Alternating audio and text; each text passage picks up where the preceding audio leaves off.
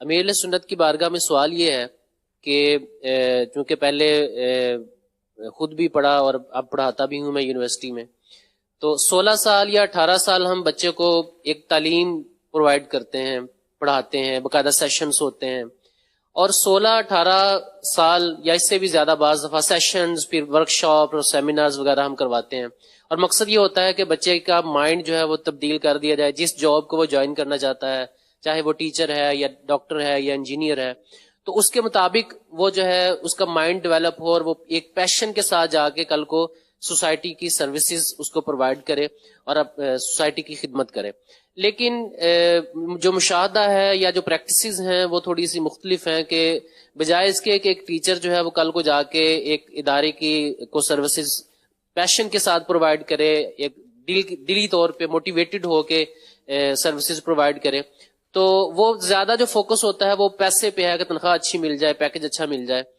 تو کیا ایسی چیز آئے کہ جو ٹیچرز ہیں یا جو بھی پروفیشنلز ہیں یا جو شعبہ تعلیم کے ساتھ جن کا تعلق ہے، جو تعلیم حاصل کرتے ہیں، ظاہر ہے کل کو انہوں نے جاب میں جانا ہوتا ہے، تو وہ بجائے اس کے کہ صرف سیلری پہ فوکس کریں، وہ اپنے جس پروفیشن کو بھی وہ جوائن کرنا چاہتے ہیں اس کو وہ پراپرلی ایز اے سروسز دینے کے مائنڈ کے ساتھ وہ جو کل کو پروفیشن کو جوائن کریں، اور وہ اپنے معاشرے کو اور اپنی قوم کی خدمت کے جذبے کے ساتھ کل کو جو ہے وہ اپنے پروفیشن کو جوائن کریں۔ اللہ اکبر۔ یہ تو علماء میں تو اس طرح کا جذبہ آپ کو ملے گا کہ ان میں صلاحیتیں ہوتی ہیں، اور یہ بعض ایسے ملیں گے آپ کو کہ جن کو اچھا سے اچھا کما سکتے ہیں، لیکن یہ صرف یہ مسجد میں خدمت کریں گے، دین کی مدارس میں تدریس فرمائیں گے، بلکہ میں نے تو ایسے علماء بھی دیکھے کہ جو فی سبیل اللہ تدریس کرتے ہوئے دیکھے، دین کی خدمت کرنی ہے، دین کی خدمت کرنی ہے۔ یہ جذبہ اسلام نے تو دیا ہے، اب رہا کہ وہ دنیاوی ایسی تعلیمات جن میں کوئی مطلب ایسا دین کا کوئی فائدہ نہیں ہوتا، تو اس صورت میں ظاہر ہے کہ وہ بندہ پیسوں کی طرف زیادہ جائے گا، اور کھاؤ پیو جان بناؤ، پیسے کماؤ۔ ہاں بعض شعبے ایسے کہ جس میں خدمت کی صورت ہے، جیسے کہ طبیب، ڈاکٹر، تو یہ فرض کفایہ ہے، ڈاکٹر بننا، طبیب بننا شریعت کے مطابق وہ جب کہ بنے۔ اب وہ صورتیں بھی بظاہر نظر نہیں آ رہی، جس طرح مطلب گناہوں کے ساتھ وہ پروان چڑھتا ہے یہ پڑھنے والا، یہ جو بھی سمجھدار لوگ سمجھتے ہیں۔ تو بہرحال یہ کہ اب کوئی طبیب ہے، ڈاکٹر ہے، حکیم ہے، تو اگر اس نے شریعت کے مطابق یہ کیا ہے تب تو یہ ثواب کا حقدار ہے، کیونکہ وہ ایک فرض کفایہ کہ چند افراد نے بھی ادا کر لیا تو سب سے اتر گیا، ورنہ سب گناہگار۔ اب ڈاکٹر ہوتا ہے یہ ہوتا ہی خدمت کے لیے، یہ باقاعدہ اس کا یہ اوتھ لیتا ہے، لیکن اب اپنا اوتھ بھی جو ہے وہ جہاں چاہتا ہے رکھ دیتا ہے بیچارہ، اور پھر یہ جو کچھ کرتا ہے۔ لیکن ہر ڈاکٹر نہیں، خوف خدا والے ڈاکٹر بھی میں نے دیکھے، لیکن جنرل بات کر رہا ہوں کہ عام طور پہ یہ ایک پروفیشن کے طور پر ہی اس کو اپنایا جاتا ہے، بلکہ ڈاکٹر زیادہ مہنگا ہے۔ بعض شعبوں میں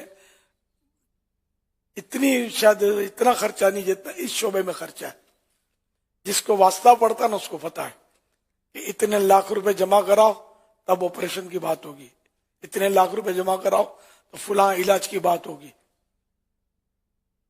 اتنی دوائیں، اور بالکل یعنی کہ غیر ضروری دوائیں لکھ دینا، اپنا پرمیشن، اپنا کمیشن بنانے کے لیے وغیرہ، یہ باقاعدہ ایک مطلب پروفیشن بنا ہوا جس میں حلال حرام کو نہیں دیکھا جاتا، اور بس چاہے غریب ہو امیر ہو سب کے ساتھ یکساں سلوک بھی کیا جاتا ہے۔ اس کا مطلب یہ بھی نہیں کہ امیر سے بالکل یعنی کہ دو ہاتھ سے لوٹ لیا جائے۔ ہمدردی کس کو بولتے ہیں؟ پھر غریب ہو یا امیر ہو، کوئی بھی ہو، ہمدردی اس سے کی جائے، اس کا علاج پروپر علاج کیا جائے، دیانتداری کے ساتھ علاج کیا جائے، ایکس رے کی ضرورت ہے یا لیبورٹری ٹیسٹ کی ضرورت ہے تو ہی اس کو دیا جائے، یہ نہیں کہ اپنا کمیشن ملے گا اس لیے اس کو طرح طرح کے ٹیسٹ لکھ دیے اور خرچے میں اتار دیا۔ اب اس کو تو آپ نے 50,000 کے خرچے میں اتار دیا، آپ کو ملیں گے 5,000، لیکن اتارا تو 50,000 کے خرچے میں، تب 5,000 ملے آپ کو. اسی طرح وہ یہ دوا لکھ دی، وہ دوا لکھ دی، اور پھر بیچارہ وہ کے سائیڈ افیکٹ بھگتتا رہے زندگی میں. ڈاکٹر کا کمیشن بس پورا ہو جائے.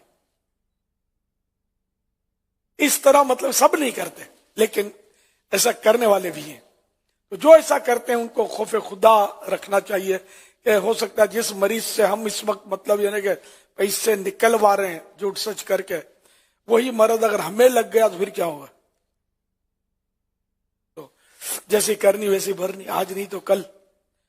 کما تدین و تدان، جو جیسا کرے گا ویسا بھرے گا. اللہ پاک ہم سب کو مطلب یہ کہ مسلمانوں کی خدمت کا جذبہ عطا فرمائے.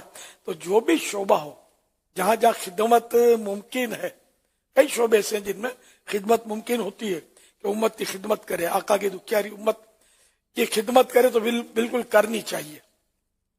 یہ حدیث پاک میں خیر الناس من ینفع الناس، کہ تم میں بہتر وہ ہے کہ جو دوسروں کو نفع پہنچائے. تو یہ ہر فیلڈ میں ممکن ہے نفع پہنچانا.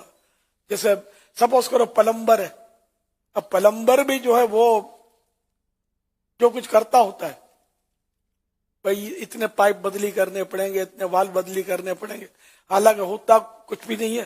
بعد وہ گیس کا پمپ مارے تو سب سیٹ ہو جاتا ہے، لیکن وہ اس کو پیسے نہیں، خالی پمپ مارے اور پیسے دے گا کون اس کو؟ بہت بہت تھینک یو بول کے رخصت کر دیں گے. تو وہ نکلواتا ہے پیسے، تو وہ پھر وہ لگے رہیں گے، ٹیم آئے گی پوری اور 2 دیہڑیاں بنائیں گے، اور حالانکہ ایک پمپ مارنے کی ضرورت تھی.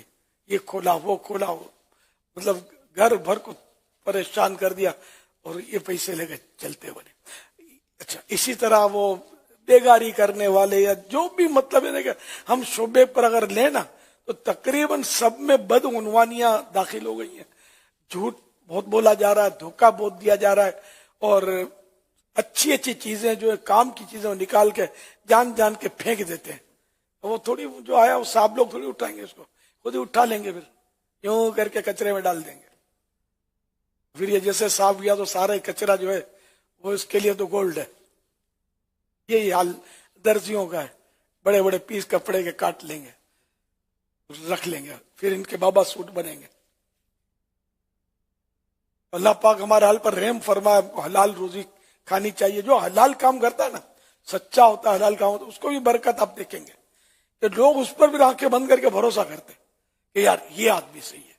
جو ہوتا ہے یہ صاف بتا دیتا ہے کہ یہ ہے، نہیں ہوتا تو نہ بول دیتا ہے کہ کچھ بھی نہیں ہے، آپ لے جاؤ، یہ لو. خرچ کر کے اس نے اسٹارٹ کر دیا، اور آپ کا مشین یا گاڑی جو بھی ہے آپ چلتے بنے.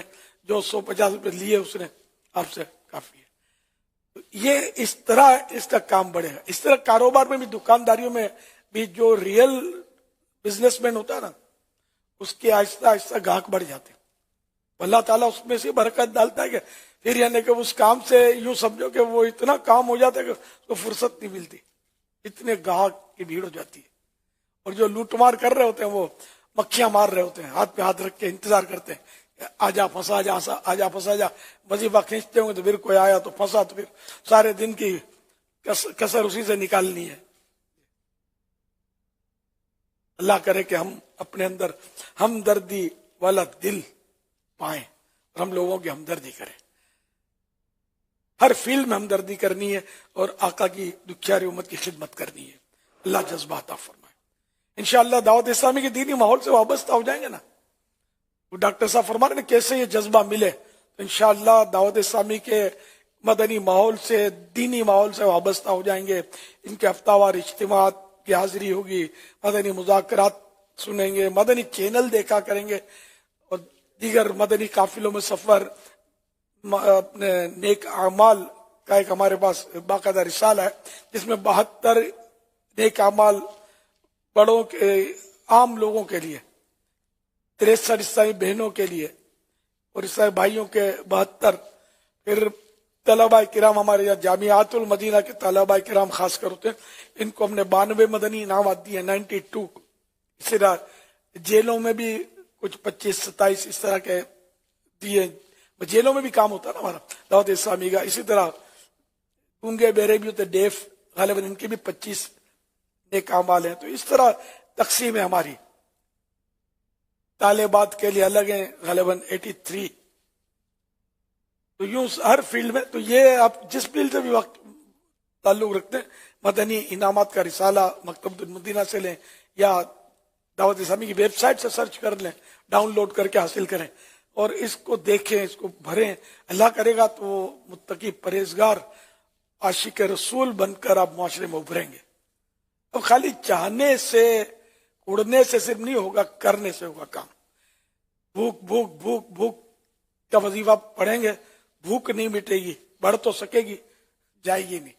जब तक पेट में कुछ डालेंगे नहीं तब तक पेट भरेगा नहीं। तो काम करने से होगा। अस्सायो मिन्नी वल इत्मामु मिनल्लाह, कोशिश मेरी तरफ से होगी, अल्लाह पाक इसकी तकमील फरमाएगा, इसको कंप्लीट फरमाएगा अपने फजलो करम से। वल्लाहु तआला अअलम व रसूलुहु अअलम अज़्ज़ा व जल्ल व सल्लल्लाहु तआला अलैहि व आलिहि वसल्लम। सल्लु अलल हबीब सल्लल्लाहु अलैहि वसल्लम।